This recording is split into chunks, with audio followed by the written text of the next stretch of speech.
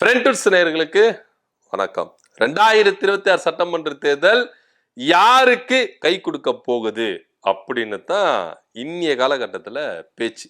தேர்தல் டைம் நெருங்க நெருங்க நெருங்க நெருங்க எல்லாருக்கும் அடி வயிற்றுல புளிய கரைச்சிருக்கு.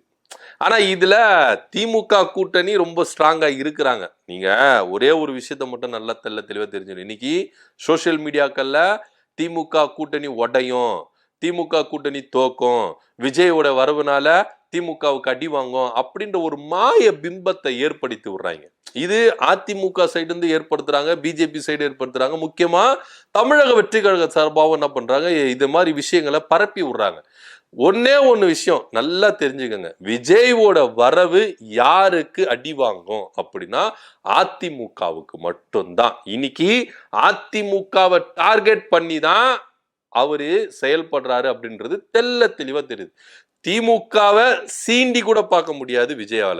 அவரு அப்படி சீண்டி பார்த்தாருன்னா அடிப்பட்டு உக்காரவரு விஜய் தான் இருப்பாரு கண்டி. திமுக ரொம்ப ஸ்ட்ராங்கா தான் இருக்கும். திமுக கூட்டணி கூட இன்னைக்கு ஏதோ விஷயங்களை கலப்பி விடுறாங்க.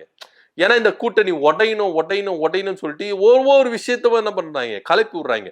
காங்கிரஸ் இப்படி சீட்டு கேக்குது, கம்யூனிஸ்ட் இத்தனை சீட்டு கேக்குறாங்க, விடுதலை சிறுத்தைகள் இத்தனை சீட்டு. அது அவங்க கூட்டணிக்குள்ள அது எப்படி அவங்க பேசி தீர்த்துக்கணுமோ அதை தீர்த்துக்குவாங்க. நீங்க எதுக்கு இப்ப அடுத்தவங்க வீட்டு வாசல்ல போயிட்டு உக்காந்து அவங்க ஜன்னல்ல எட்டி பாக்குறீங்க?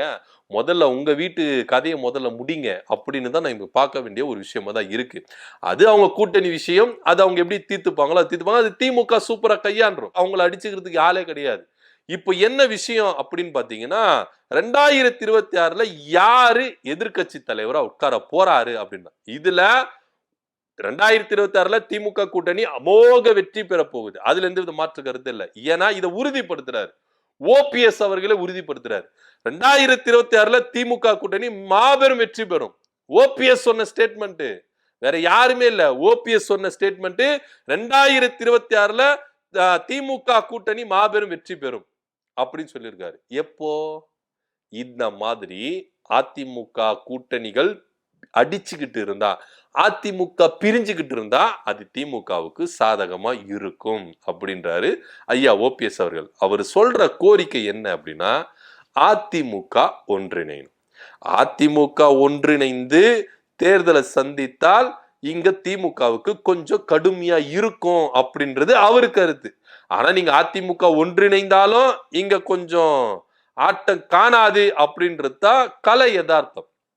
இருந்தாலும் ஐயா ஓபிஎஸ் அவர்கள் சொல்ற விஷயத்த ஏத்துக்கணும் தான் ஆகணும். ஏன்னா அதிமுக பிரிஞ்சு கிடந்தா இங்க ஜெயிக்கவே முடியாது. நீங்க ஜெயிக்கிறத விட்டுருங்க, எதிர்கட்சியா போய் எடப்பாடி பழனிசாமி உட்காரவே முடியாது. எதிர்கட்சியா போய் உட்கார்றது கூட சில எம்எல்ஏக்கள் எதிர்த்தரப்புல இருந்து வேணும். ஆனா அத கூட அதிமுக பெறாது போல இருக்க. இப்போ எடப்பாடி பழனிசாமி விஜய வாவான்னு கூப்பிடுறாரு. எதுக்கு கூப்பிடுறாரு? எதிர்கட்சியா போய் உட்கார்றதுக்கு தான். நீங்க ஒன்னே ஒண்ணு தெரிஞ்சுக்கங்க, எடப்பாடி பழனிசாமி சொல்ற மாதிரி பாஜக, அதிமுக, தாவேகா 3 பேரை சேர்ந்தாலும் இந்த திமுக கோட்டையை உடைக்க முடியாது, சரிச்சிட முடியாது. இப்ப என்ன அப்படின்னா, எதிர்கட்சி தலைவரா உட்கார்றதுக்கு எடப்பாடி பழனிசாமிக்கு பவர் வேணும், எம்எல்ஏக்கள் வேணும். அதுக்காகத்தான் இப்ப எடப்பாடி பழனிசாமி விஜய வான்னு கூப்பிடுறாரு. விஜய்க்கு என்ன அப்படின்னா, நீங்க தான் எதிர்கட்சியா போய் உட்காரணுமா, ஏன் நாங்க உட்கார கூடாதா, நாங்க போய் எதிர்கட்சியா உட்காருவோம் அப்படின்றாரு. இப்ப பாஜக என்னன்னா, எப்பா நீங்க எதிர்கட்சியா உட்காந்துட்டீங்க, நாங்க இத்தனை வருஷமா இந்த தமிழ்நாட்டுல கட்சி நடத்திட்டு இருக்கோம், எங்களுக்கு ஒரு வாய்ப்பு கொடுங்க அப்படின்னு சொல்லிட்டு பாஜக ஒரு பக்கம் எதிர்கட்சி தலைவருக்கு சண்டை போட்டு இருக்கு. இப்ப இவங்களுக்கு ஆட்சியை பிடிக்கணும் அப்படின்னு எல்லாம் இல்ல, எதிர்கட்சியா யாரு போய் உட்காரணும், இதுதான் இவங்களுக்கு போட்டி. இததான் ஐயா ஓபிஎஸ் அவர்கள் சொல்றாரு, 2026ல நிச்சயமா திமுக கூட்டணி ஜெயிக்கும், அதிமுக இப்படி அடிச்சுக்கிட்டு பிரிஞ்சுக்கிட்டு இருந்தா. இங்க எடப்பாடி பழனிசாமிக்கு அதிமுக ஒன்றிணைறதுல என்ன பிரச்சனை அப்படின்னா, திரும்பவும் ஒன்றிணைஞ்சிட்டா எடப்பாடி பழனிசாமி அங்க தலைமையில இருக்க முடியாது, திரும்பவும் அவரு பின்னோக்கி வரணும். இதுதான் அவருக்கு இருக்கிற ஒரே பயம். ஆனா இங்க எல்லாருமே கோரிக்கை வைக்கிறது என்னன்னா, எடப்பாடி பழனிசாமி மாற வேண்டாம், அவர் அங்கேயே இருக்கட்டும், அதிமுக மற்றும் ஒன்றிணைட்டோம் அப்படின்னு. இன்னைக்கு செங்கோட்டையன் அவர்கள் அதிமுக ஒன்று இணையணும் அப்படின்னு சொன்ன உடனே அதிரடியா நீக்கினீங்க. சோ இந்த மாதிரி நிர்வாகிகளை அதிரடியா நீக்கிறது ஜெயலலிதா மட்டும் தான் இருப்பாங்க. ஜெயலலிதா பாணி இவர் கடைபிடிக்கிறாரா அப்படின்னா அது இல்ல. எடப்பாடி பழனிசாமி அப்படி நினைச்சுக்க கூடாது. அந்த அம்மா இருந்த போது கட்சியை எப்படி கட்டுக்கோப்போட வச்சுட்டு இருந்தாங்க. ஆனா இங்க எடப்பாடி பழனிசாமி கட்டுப்பாடு இல்லாம இருக்கிறாரு. கட்சிய இன்னும் கட்டுக்குள்ள கொண்டு வரல. இன்னைக்கு எடப்பாடி பழனிசாமி சொல்றத 2 பேர் கேக்குறாங்களா? இல்லவே இல்லையே. எடப்பாடி பழனிசாமிக்கு எதிராகவே நிறைய பேர் என்ன பண்றாங்க? போர்க்கொடி தூக்கி இருக்காங்க.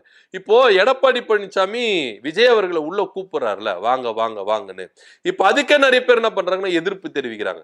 எப்பா நீங்க அவருக்கு இஷ்டத்துக்கு சீட்டு கொடுக்குறேன்றீங்க.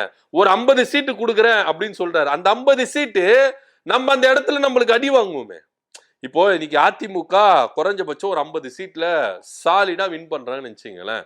எதிர்கட்சி தலைவரா உட்கார்றதுக்கோ இல்ல ஜெயிக்கிறதுக்கோ இன்னும் அவங்களுக்கு கூடுதலான வேணும். அப்ப இன்னும் ஒரு 50 சீட் எடுத்து கொடுத்துட்டீங்கன்னா இது அதிமுக அடிதானே வாங்கும். எப்படி உங்களுக்கு பாசிபிளா இருக்கும்? ஒருவேளை நாளைக்கு 50 சீட் வாங்கி அவர் ஏமாத்திட்டு போயிட்டாருன்னா எடப்பாடி பழனிசாமிக்கே துரோகம் வச்சுட்டாருன்னா எடப்பாடி பழனிசாமி எவ்வளவு பெரிய துரோகி அப்படின்றது நம்மளுக்கு தெரியும். ஆனா அவருக்கே துரோகத்தை வேலை செஞ்சுட்டாருன்னா நிறைய பேர் பயப்படுறாங்க சார் இன்னைக்கு அதிமுகல. இதுதான் ஐயா ஓபிஎஸ் அவர்கள் சொல்றது என்ன அப்படின்னா அதிமுக ஒன்றிணைணும். அதிமுக ஒன்றிணைஞ்சிட்டா பாஜக வேண்டாம், தாவேக்கா வேண்டாம், அதிமுக விசஸ் திமுக இப்படி போட்டி போடுவோம். இப்படிதான் தமிழ்நாடுல போட்டி போட்டு இருக்கிறாங்க. வாங்க போட்டி போடுவோம் அப்படின்னு தான் ஐயா ஓபிஎஸ் அவர்கள் கூப்பிடுறாரு. ஆனா எடப்பாடி பழனிசாமியோ அதுக்கெல்லாம் வர முடியாது. நான் அதிமுக தான், தாவேக்கா கூட தான் கூட்டணி வைப்பேன், நீங்களாம் வேண்டாம் அப்படின்ற ரேஞ்சுக்கு அவர் போயிட்டார். இதுல ஒரு பக்கம் டிடிவி தினகரன் விஜய் அவர்களை எச்சரிச்சுட்டே இருக்கிறார். தயவு செய்து அதிமுக கூட்டணிக்கு போயிட்டு உங்க கட்சியை கெடுத்துக்காதீங்க, அதிமுக கூட சேர்ந்த நீ அவ்வளவுதான் அப்படின்ற ரேஞ்சில எச்சரிப்பு கொடுக்கிறாரு. ஏன்னா உண்மையும் கூட பாஜக கூட இருக்கிறதுனால இவர் உள்ள போயிட்டாருன்னா இவர் கட்சி டேமேஜ் ஆறு. இன்னைக்கு அதிமுக வின் பண்ணணும். அதுக்காகத்தான் என்ன பண்றீங்க? விஜயோட ஆதரவை தேடுறீங்க. இல்லாட்டி நீங்க ஆதரவு தேடுவீங்களா? உங்களுக்கு தான் மெஜாரிட்டில இருக்கப்பா. அப்ப எதுக்கு நீங்க தமிழக வெற்றி கழகத்தை கூப்பிடுறீங்க? ஏன் வழியா போயிட்டு அவரை கூப்பிடுறீங்க? ஏன்னா இன்னைக்கு கையேந்திர நிலைமையில அதிமுக வந்துருச்சுன்னு ஐயா ஓபிஎஸ் அவர்கள் விமர்சிச்சார். அதத்தான் எடப்பாடி பழனிசாமி டீம் செஞ்சிட்டு இருக்காங்க. இன்னைக்கு விஜய் கிட்ட போய் கையேந்தி நிக்கிறாங்க. வாங்க கூட்டணிக்குள்ள வாங்க, கூட்டணிக்குள்ள வாங்க, கூட்டணிக்குள்ள வாங்கன்னு கூப்பிடுறாங்க. பச்சையா ஓப்பனா கூப்பிடுறாங்க சார். கூட்டணிக்குள்ள தயவு செய்து வந்துருங்க அப்படின்னு. ஆனா அவரு கண்டுக்கிற மாதிரியே தெரியல. அது வேற விஷயம். இன்னைக்கு எடப்பாடி பழனிசாமி குறித்து ஐயா ஓபிஎஸ் அவர்கள் சொன்னது 100% உண்மை. அதிமுக எந்த கட்சியினர்கிட்டையும் கையேந்தி நிக்கவே இல்லை கூட்டணிக்காக. ஆனா இன்னைக்கு எடப்பாடி பழனிசாமி இருக்கும் பொழுது கையேந்தி நிக்கிறாங்க. இதே நிலைமை நீடிச்சிருந்தா 2026 கன்ஃபார்மா திமுக கூட்டணி ஆட்சி அமைக்கும். திமுக ஆட்சி அமைக்கும். அதுல எந்த வித மாற்று கருத்து இல்ல அப்படின்னு தெளிவா சொல்லி இருக்கிறார். இது ஒரு பக்கம் பூகம்பத்தை ஏற்படுத்தியிருக்கு. என்னப்பா ஓபிஎஸ் சொல்லிட்டாரு திமுக தான் வின் பண்ண போகுது அப்படின்னு. ஒருவேளை அவரு திமுக கூட போய் சேர போறாரா? இப்படி எல்லாம் பேசுறாங்க. பேசணுங்க. ஏன்னா இதே ஓபிஎஸ் திமுகவே சேர்த்து வச்சு பேசணுங்க தான். அவரு நம்முடைய முதலமைச்சர் மு க ஸ்டாலின் அவர்கள் உடம்பு சரியில்லாம இருக்கும்போது இவர் போய் சந்திச்சாரு. நட்பின் நிமித்தமா ஒரு அரசியல் கட்சி தலைவர் அவர் போய் சந்திக்கிறாரு. இதுல நீங்க விரோதி அப்படின்லாம் இல்ல. அவருக்கு உடம்பு சரியாம இருக்கிற ஒரு சிஎம் உடம்பு சரியாம, இவர் முன்னாள் முதலமைச்சர், ஒரு நட்பு ரீதியா ஒரு அரசியல் ரீதியா அவர் போய் சந்திக்கிறார். உடனே கண்ணு காது மூக்கு கை கால் எல்லாம் வச்சு பேசிட்டாங்க. திமுக கூட்டணியில ஓபிஎஸ் போய் ஐக்கியமாக போறாரு. இன்னைக்கு டிடிவி தினகரன் என்ன சொல்றாரு? திமுக விசஸ் டிவிகே போட்டி அப்படின்றாரு. திமுகவுக்கு கொஞ்சம் ஆதரவா பேசணும்னா அவரை போய் கூட்டணி வைக்க போறாரு அப்படின்னு. எதுக்கு இந்த மாதிரி பொருளையை கிளப்பி விட்டுக்கிட்டு? அவங்க கூட்டணி வைக்க மாட்டாங்க, அது வேற விஷயம். அப்படி கூட்டணி வச்சா கூட இங்க இபிஎஸ் தோக்கடிச்சு ஓட ஓட விரட்டணும் அப்படின்னு தான் 2 பேரை சபதம் எடுத்திருக்கிறாங்க. ஐயா ஓபிஎஸ் அவர்களும் டிடிவி தினகரனும் சேர்ந்தாலும் அதுக்குதான் சேருவாங்களே கண்டி, இவங்களுடைய ஆதாயத்துக்காக சேர மாட்டாங்க. அது வேற விஷயம். சரியா, ஓகே, அவருடைய கணக்கு அது எப்படி போறாங்களோ. ஆனா இங்க ஓபிஎஸ் அவர்கள் தெளிவா சொல்லிட்டார். இந்த மாதிரி பிரிஞ்சுக்கிட்டு சண்டை போட்டுக்கிட்டு யாருமே ஒன்றிணைத்துக்கு விடாம எல்லாரையும் நீங்க அதிரடியா நீக்கிட்டு இருந்து சர்வாதிகார போக்கோடு நடந்திருந்தீங்கன்னா கட்சி உருப்படாது. கட்சி 2026 மூடப்படும்.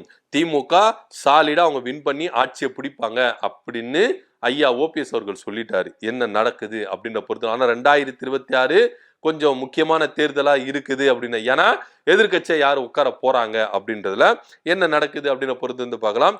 ஐயா ஓபிஎஸ் அவர்கள் திமுக தான் 2026 ஆட்சியை பிடிக்கும் அப்படின்னு சொல்லியிருக்கிறாரு. இதை பத்தியோட கருத்து என்ன அப்படி கமெண்ட் பண்ணுங்க. நன்றி, வணக்கம்.